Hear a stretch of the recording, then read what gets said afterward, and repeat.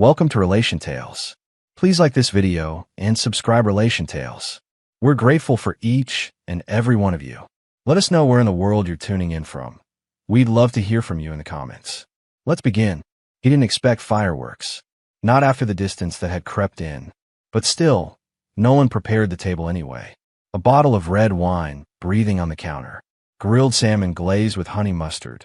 The one she used to say tasted like love in a bite. Candles waited to be lit. Jazz played softly in the background.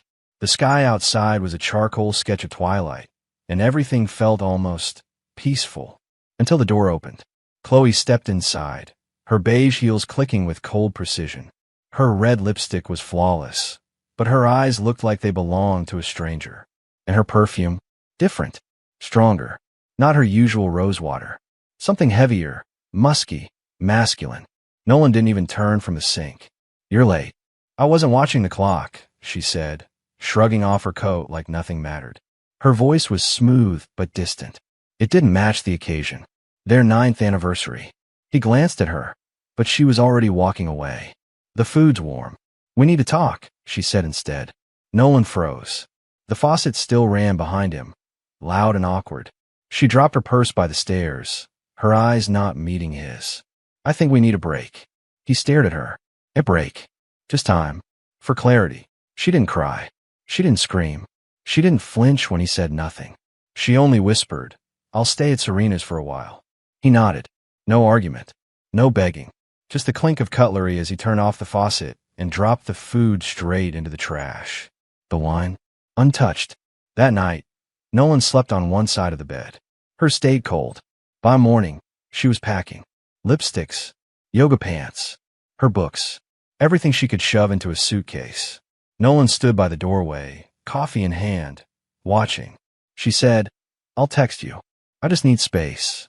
He replied softly, "Drive safe." Then she was gone. But her phone hadn't stopped backing up to the old shared cloud account. The one they used when they first moved in together. She must have forgotten. By noon, he was staring at pictures taken 2 nights ago. Chloe, in a red cocktail dress, leaning into a man who wasn't Nolan, laughing at a table meant for 2. The man's hand was wrapped around her waist. The selfie was clumsily cropped, but the reflection in the wine glass didn't lie. Nolan blinked once. Then again. This wasn't a misunderstanding. This wasn't a flirtation. This wasn't emotional confusion. It was cheating. His phone buzzed. "Chloe, thinking of you. Hope we could talk soon." He didn't reply. He shut the laptop. He took another sip of cold coffee, then called someone he hadn't spoken to in years. Marcus, an old friend who was now a private investigator in Portland. "Need a favor," Nolan said calmly. Marcus didn't ask why. The snow came early that year, first week of October. While the city shivered under gray skies, Chloe basked in the illusion of freedom. Nolan watched from a distance, every move calculated, every breath measured. He wasn't out for rage. Rage was sloppy. He wanted clarity. And now, with Marcus's investigation unfolding like a slow-burn thriller, he was getting it. Marcus sent the first full report by Thursday night. Name, Ethan Malden. Age, 38. Occupation, Regional Finance Director at Crosley Bank. Marital status, married. 2 daughters. It stung. Not just the cheating, but the choice. Ethan Malden, the smug, balding, fast-talking jerk who once spilled bourbon on Nolan's carpet at a 4th of July party and called Chloe a firecracker. Nolan hadn't thought much of it then, but now, in hindsight, it was probably already beginning. The timeline was clear. The late-night yoga classes.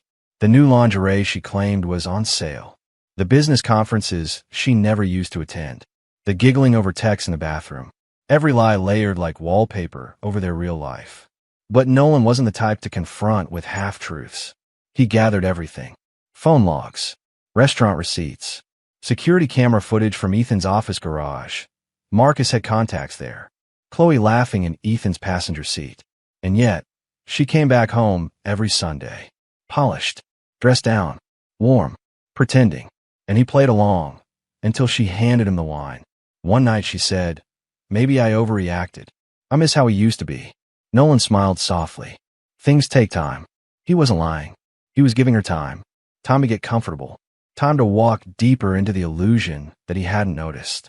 And while she kissed him goodnight, Nolan opened his second savings account under a different name, sold off joint assets, bought a new phone, backed up every file to a secure folder only he could access, transferred utilities. She didn't notice. She was too busy planning a weekend retreat with Serena. Only Serena was in Germany. When she left again, he sat at the dining table, scrolling through a text she accidentally sent from her smartwatch. Chloe. He still doesn't know. I almost feel bad, but not enough to stop. Winky face. The emoji was the nail in the coffin. That weekend, Nolan cooked dinner for one. Lamb chops, charred asparagus, a crisp Sauvignon Blanc. He played their wedding playlist as background noise, not nostalgia. And then, he called Kendra, Ethan's wife. She picked up after 3 rings. Mrs. Malden? Yes. This is going to sound strange, but I think we should talk about your husband. A long pause. Then go on. They met the next day at a quiet tea shop far from downtown. She wore a scarf around her neck, a polite smile masking the nervous quake in her voice. Nolan slid a brown envelope across the table. Everything. She didn't cry right away, just flipped through the images slowly, face paling with each turn. I had a feeling, she whispered. I'm sorry, Nolan said sincerely. No, Kendra said, voice low and dark. Don't be. This is a favor. They parted with no promises, just mutual acknowledgement of shared wound. Back home, Nolan started drafting the divorce papers. Not because he was broken, because he was ready. He consulted a high-end lawyer, Mr. Lansing, known for surgical precision in litigation. By the end of the week, Nolan had locked down the house deed under his name, removed Chloe as a beneficiary from all accounts, secured passwords, and planned the moment she'd receive a reckoning. And yet, she came back on Sunday giddy.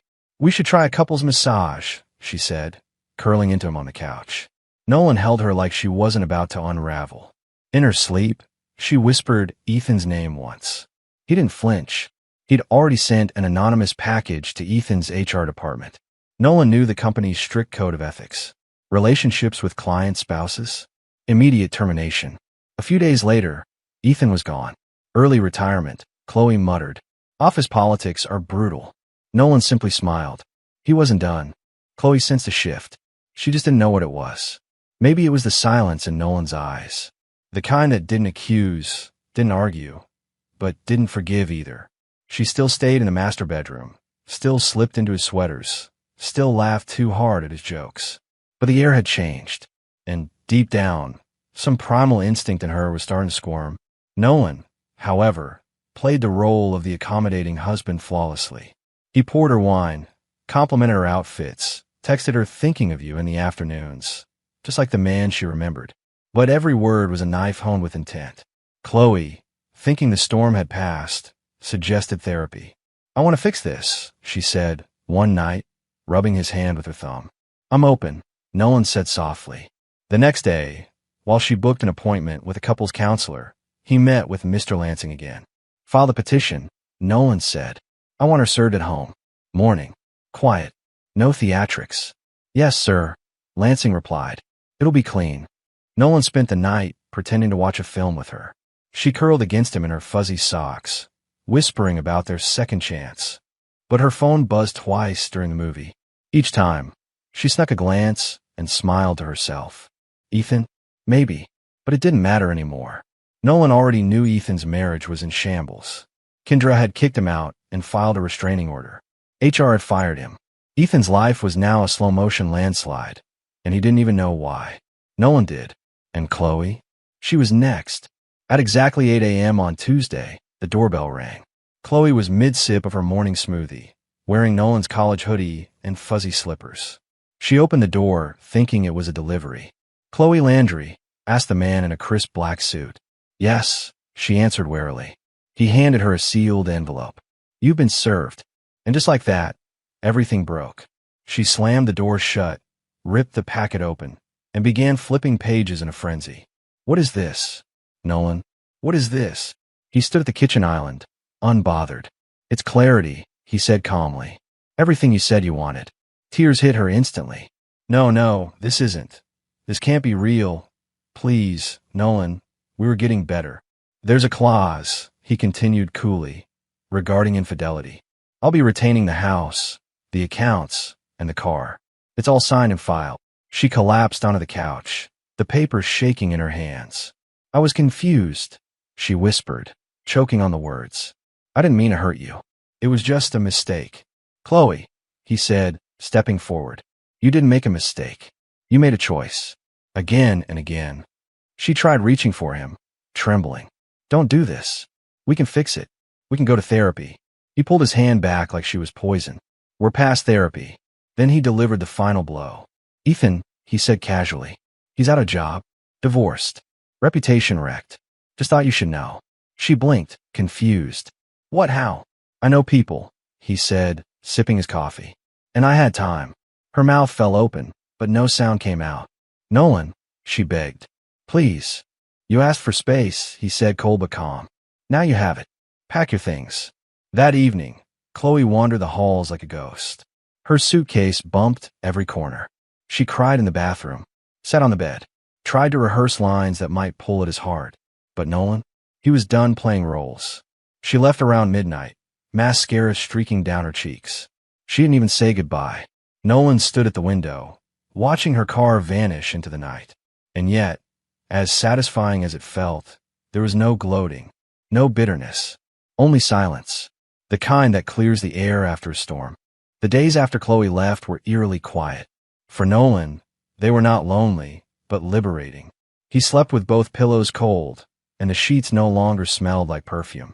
The house, once thick with tension, began to breathe. Every echo in the hallway was no longer haunted by suspicion. He started running in the mornings, drinking black coffee on the porch, and reading again, something he hadn't done in years. But across town, Chloe's illusion of control crumbled with surgical precision. First, the bank froze her joint account. She tried to withdraw money for a new apartment, only to be met with an icy access denied. Then her credit card stopped working. Her name was no longer on the house deed. Her lawyer told her the prenup she once laughed off was now the hammer poised above her future. You signed it, the lawyer said. And given the adultery clause, Nolan's team has the upper hand. She called him. Nolan didn't answer. She sent 3 emails. They bounced back. She tried driving by the house. The security cameras had been upgraded. Her freedom had turned into exile. Meanwhile, Ethan's life was now a smoldering ruin. His wife had gone public on social media. Cryptic captions, but enough that people pieced it together. His HR file had leaked. He was blacklisted from 5 banks. Nobody returned his calls. Chloe had tried texting him. He responded once. This is bigger than us. I'm done, Chloe. Don't contact me again. It gutted her. The man she'd risked everything for had disappeared when it became inconvenient. She sat on the floor of a friend's spare room that night, crying into a wine-stained pillow, trying to understand where it had all gone wrong. She replayed every moment with Nolan in her mind. The quiet dinners, the thoughtful gestures, the nights he stayed up when she was sick. She had traded depth for novelty, and now she was left with neither. But Nolan didn't dwell on her. He had begun rediscovering himself. He started painting again. He dusted off the old keyboard in the den and played quietly into the night. His neighbors noticed how much lighter he looked. His barber said, "You dropped something heavy, didn't you?" "I did," Nolan replied. "About 130 pounds of betrayal." The divorce was finalized in 3 weeks. Mr. Lansing's legal strategy left no room for Chloe to squirm. She got nothing but her clothes, her name, and her regrets. And Nolan? He got his life back. One day, Nolan received a letter. Chloe's handwriting. "I just wanted to say I'm sorry. For everything. I was selfish. I was blind. I hope you find someone who knows what they have before they lose it." There was no return address. Nolan folded the letter neatly and placed it in a drawer. He didn't reply. He didn't need to. Because the most powerful revenge is the one that doesn't gloat. It simply moves on. Spring rolled in quietly, brushing the city with soft breezes and blooms. While most people hurried through their routines, Nolan slowed down. His world had become quieter, not emptier. He still cooked dinner for one, but now with music he actually liked. He still went on weekend drives, but now without checking his phone every hour. He wasn't searching anymore. Not for explanations, not for closure. Because closure, he realized, wasn't a moment. It was a choice, and Nolan had made his. He had received dozens of messages from friends once the story leaked. Chloe's fall from grace had become whispered gossip in social circles. A woman who had it all, but couldn't help herself. But Nolan never corrected anyone. He let them assume. He didn't need the world to understand. His revenge wasn't in public humiliation. It was in her reflection, now permanently stained by her own actions. 3 months after the divorce, something unexpected happened. Chloe showed up at his art exhibit. Nolan had been painting abstracts, landscapes, portraits, everything he'd once put aside to be her emotional lifeline. The exhibit was small, cozy, filled with earthy tones and raw emotion. Pieces labeled August Silence, Unsaid, and one simply titled She. She walked in wearing a plain dress, no jewelry, no heels. Her face looked older, not because of age, but consequence. They stood across the room from one another, people buzzing between them. But there was a stillness when their eyes met. The kind that wasn't angry, wasn't pleading, just tired honesty. Chloe approached him slowly. "Nolan," she said softly, "these are beautiful." He nodded once. "Thanks. I wanted to say something in person." "You already did," he replied gently. "I know, but you didn't respond." He looked at her, really looked. This wasn't the woman who betrayed him with winks and lies. This was someone wrecked by her own selfishness. Someone who had finally realized that the collateral damage of betrayal isn't just broken hearts. It's broken versions of yourself. "I don't hate you," Nolan said finally. Chloe's lip trembled. "Then what do you feel?" "I feel free," he said. She looked away, swallowing the lump in her throat. "I don't expect forgiveness." "I know," Nolan replied. "And I'm not offering it to fix you. I'm offering it to free me." She blinked, surprised. "You forgive me?" "Yes," he said. "But forgiveness isn't a reunion. It's a release. You don't get to come back into my life. You get to leave it without holding a hostage anymore." Tears welled up in her eyes. He didn't flinch. She reached into her purse and pulled something out, her wedding ring, the one she'd taken off silently that night. "I kept this," she said. "It reminded me of who I was before I ruined everything." He didn't take it, just looked at it once, and then looked back at her. "Some things aren't meant to be held on to," he said, "especially when they were never respected." Chloe nodded, tears slipping freely now. She placed the ring on a small table near the door and whispered, "I wish you peace, Nolan." "You too, Chloe." She turned and walked away. This time, she didn't look back. That night, Nolan stood in his studio, the final canvas in front of him, blank. But he wasn't afraid. He dipped his brush into a rich blue, then bold strokes of yellow, then crimson. Not because he was angry, because he was alive. Because the man she betrayed had rebuilt himself into someone stronger. Not despite the pain, but because of it. And somewhere, in the echo of all that silence, there was peace.